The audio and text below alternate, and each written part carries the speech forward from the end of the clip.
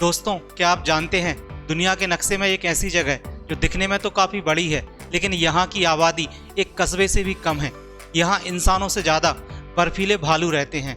यहाँ 6 महीने दिन तो 6 महीने रात होती है और यहाँ का 80% हिस्सा बर्फ़ से ढका हुआ है।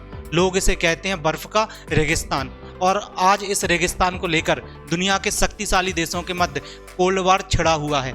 तो आज हम बात करने वाले हैं दुनिया के सबसे बड़े आइलैंड ग्रीनलैंड के बारे में, इतिहास से लेकर वर्तमान तक संपूर्ण चर्चा। तो सबसे पहले देख लेते हैं ग्रीनलैंड की लोकेशन। तो दोस्तों, आपने सुना होगा इस पृथ्वी पर 7 महाद्वीप हैं और उन 7 महाद्वीपों में से एक महाद्वीप है नॉर्थ अमेरिका, और जो ग्रीनलैंड है वह नॉर्थ अमेरिका के उत्तर पूर्वी साइड स्थित है।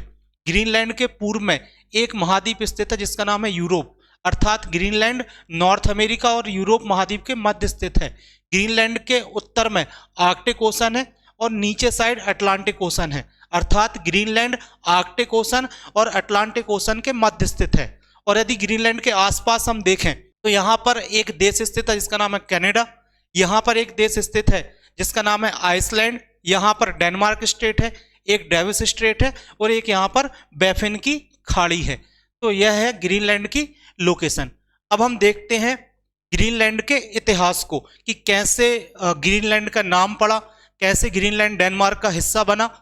तो सबसे पहले जो ग्रीनलैंड नाम है इसका अर्थ होता है हरी भूमि, लेकिन ग्रीनलैंड के साथ समस्या यह है कि यहाँ पर हरा कुछ नहीं है। यहाँ का 80% हिस्सा बर्फ से ढका हुआ है। ग्रीनलैंड नाम के पीछे इन महानुभाव का बड़ा योगदान है। इनका नाम है एरिक द रेड। यह एक समुद्री लुटेरे थे। यह एक बार भूले भटके इस आइलैंड पर पहुंच जाते हैं और इसका नाम रख देते हैं ग्रीनलैंड। ग्रीनलैंड नाम के पीछे इनका उद्देश्य था लोगों को बेवकूफ़ बनाना, ताकि लोग इस नाम को सुनकर यहाँ पर रहने आएँ। इसके बाद यहाँ पर रहने आते हैं इन्यूट लोग, और जो लंबे समय तक यहाँ पर रहते हैं। इसके बाद 1814 में डेनमार्क द्वारा ग्रीनलैंड पर अपना अधिकार कर लिया जाता है और वर्तमान में जो ग्रीनलैंड है वह डेनमार्क का हिस्सा है, लेकिन ग्रीनलैंड में खुद की एक सरकार है, या ग्रीनलैंड एक ऑटोनॉमस स्टेट है, अर्थात यहाँ की लोकल गवर्नमेंट ग्रीनलैंड के लोग चलाते हैं, लेकिन विदेश नीति और रक्षा जैसे मुद्दों पर यह डेनमार्क पर निर्भर है। अब देख लेते हैं डोनाल्ड चाचा ग्रीनलैंड को लेकर इतना परेशान क्यों हैं। डोनाल्ड ट्रंप 2025-26 में जब से दोबारा अमेरिका के राष्ट्रपति बने हैं वह ग्रीनलैंड को लेकर परेशान हैं।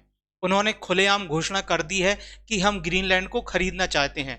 1946 में अमेरिका ने ग्रीनलैंड को $100 मिलियन में खरीदने का प्रयास किया था, लेकिन डेनमार्क के प्रधानमंत्री ने इस बात को लेकर मजाक उड़ाया कि पैसे के दम पर किसी देश को खरीदना क्या संभव है। आखिर अमेरिका को ग्रीनलैंड से क्या फायदा है।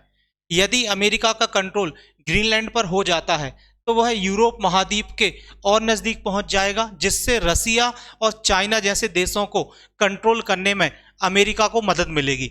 आर्कटिक ओशन से आने वाले सी रूट्स का अमेरिका को डायरेक्ट फायदा मिलेगा। साथ ही ग्रीनलैंड केवल एक ठंडा रेगिस्तान नहीं है, यहाँ की ज़मीन में कई प्रकार के मिनरल्स और रिसोर्सेज हैं। यहाँ पर कॉपर, लिथियम, यूरेनियम, गोल्ड आदि के भंडार हैं। साथ ही यहाँ के ग्लेशियर पिघलने के कारण यहाँ पर नए नए प्रकार के रूट्स भी बनाए जा रहे हैं।